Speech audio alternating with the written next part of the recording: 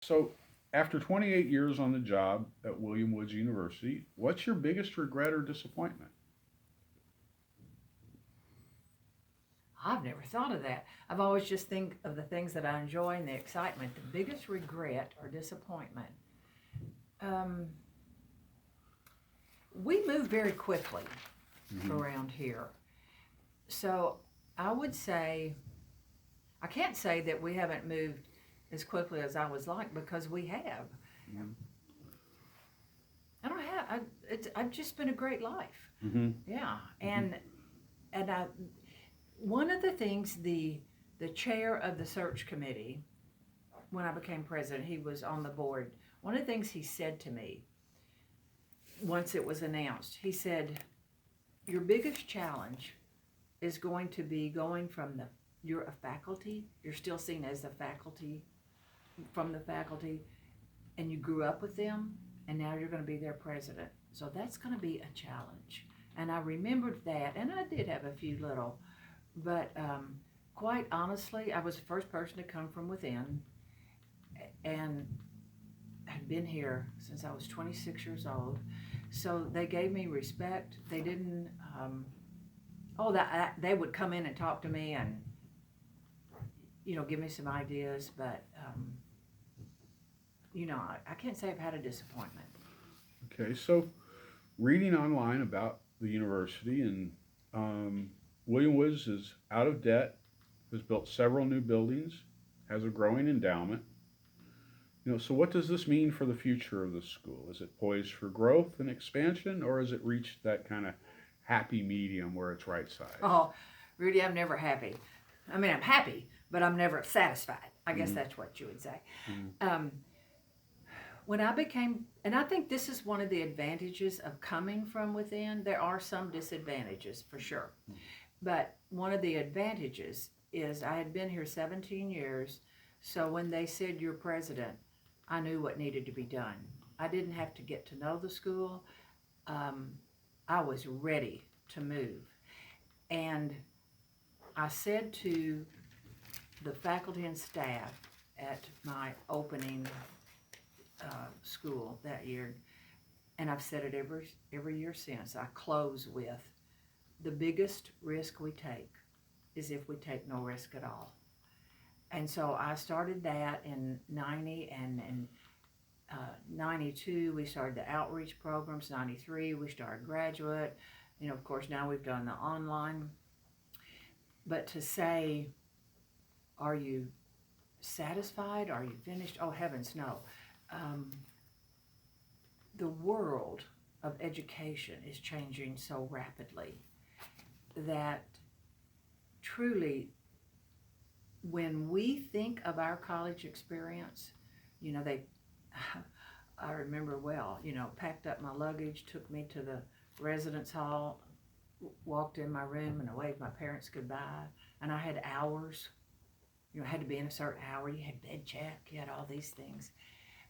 That doesn't exist anymore.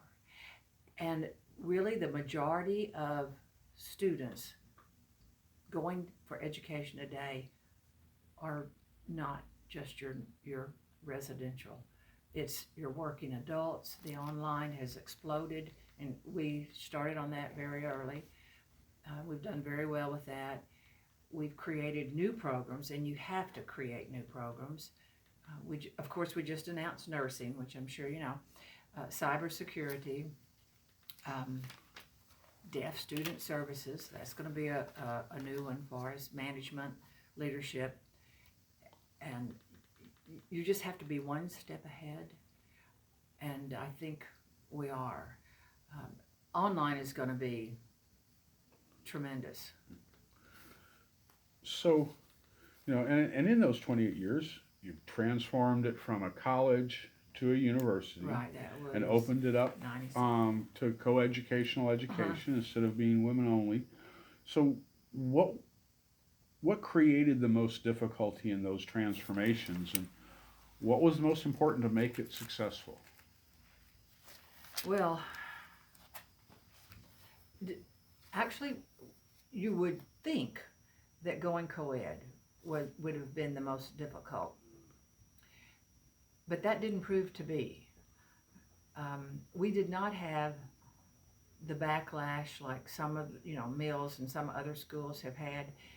And one of the reasons I believe is because I wrote a very detailed 4-page letter after the board had approved this, and I sent it to the alum explaining why I believed it was necessary for us to go co-ed.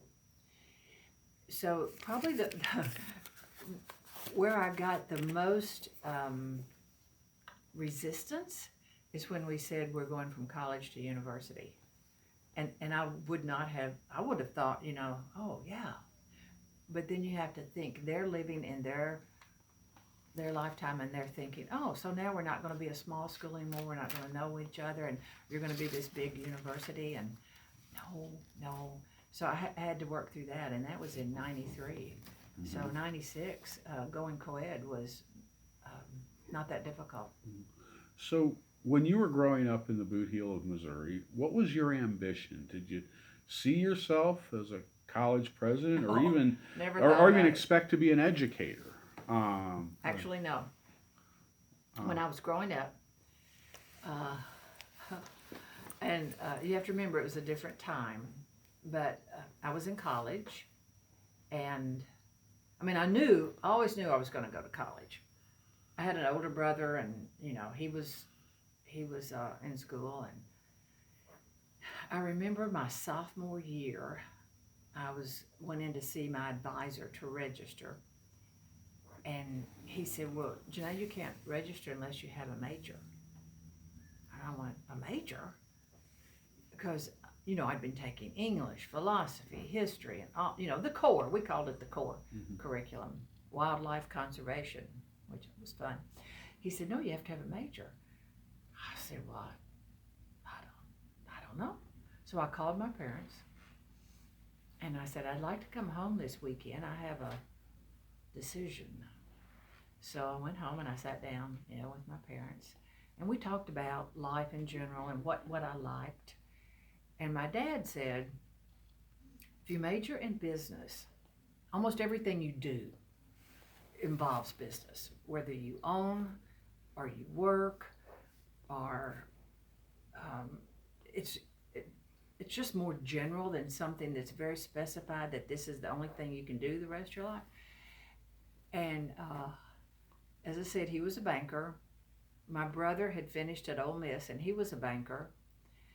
And so I said, okay, business is it. Well, they thought, okay, we're going to get another banker. And I loved marketing. I loved advertising. I loved all of those, business courses. But then there was accounting. And I can remember calling my dad and saying, I don't like this. And, what was I at that time? 17, 18 or something. He said, you don't like accounting? No. But I have to do it. It's part of the business major. Anyway, so he said, well, there goes the banker in her. And, I stayed with business, and when I graduated, I immediately went to Ole Miss and started with business. And that's where I met several professors who were working at Northwest Mississippi Junior College. And those are the ones, and they said, you would like this. You love kids, you love people, and you sort of like to tell us what to do. You'd be a great teacher. And that's how I started. It wasn't an aspiration, no. So along with growing your on-campus enrollment, and the number I saw was about 750 to 2,000. That's the on-campus? The on-campus is close to 800. Oh. But it's the overall, and I think John has some figures on that, but the online, we have a facility in Columbia. In fact, we teach all over. So it's the total that's closing in on. So as you branched out into these online programs and offering campus classes in off-campus location, what is the most successful of those programs, and do you intend to continue to expand in those areas? The most successful would have to be education. Our master's in education Is that what you mean? online. Well, Yeah. even face to face, we have more than 300 professionals in education throughout the state of Missouri, like superintendents, principals, and et cetera. In fact, we have more than any other university, including the big one. And our doctorate in education has been extremely successful to the point that we've had to, hire some additional personnel in that area. So we certainly want to keep going with that. I did have a student that came in yesterday and said, Dr. Barnett said, I'm a business major and I'm finishing my MBA. That's been our MBA in 5, that's been the MBA in education in 5 and athletic training in 5. They've been very successful. It's because they know coming in. And he said, I'm completing my MBA. Would you start a doctorate in business tomorrow so I can do that? I said, I don't think I can do that tomorrow. But education, number one, business has been very strong. Certainly, you can't think about William Woods without thinking about our equestrian program. I mean, we were the first school to ever offer a bachelor's degree in equestrian science in all 4 seats. So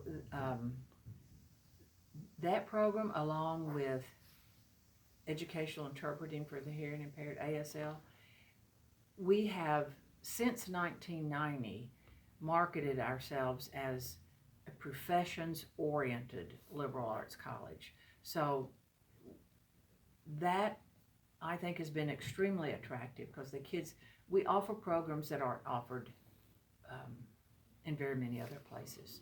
I think ASL is like 30 in North America. And we started that in 1991.